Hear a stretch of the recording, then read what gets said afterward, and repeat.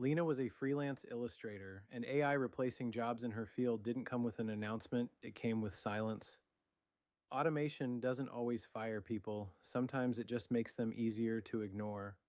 She had built her practice over the course of a decade: character design, editorial work, concept art, not famous, not struggling, steady, the kind of steady that takes years to construct and feels stable until it doesn't. The first sign was a studio that had used her on 3 consecutive projects. After her next pitch, nothing. Then an editorial client quietly cut its illustration budget.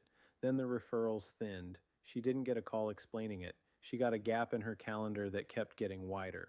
She tried pivoting. She spent months helping non artists prompt generative tools toward usable outputs. Work that paid, but that also required her to put something down each time she picked it up. She looked into licensing her visual style for training data. She read the legal landscape until it became clear there was no solid ground to stand on. What she didn't do was pretend it wasn't happening. She also didn't let it harden into the kind of bitterness that closes off what's left. She watched that impulse in herself and made a deliberate choice about how she wanted to spend her energy during a period when energy was the only resource she controlled. The studio that went quiet eventually came back, with a brief that generative tools kept getting wrong in ways only a trained eye could identify. She took the job. It paid less. She did it anyway. I ran freelance illustration through the AI Resistance Index.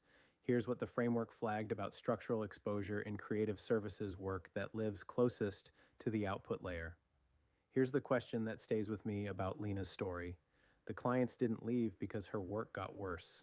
They left because the perceived cost of her judgment got harder to justify.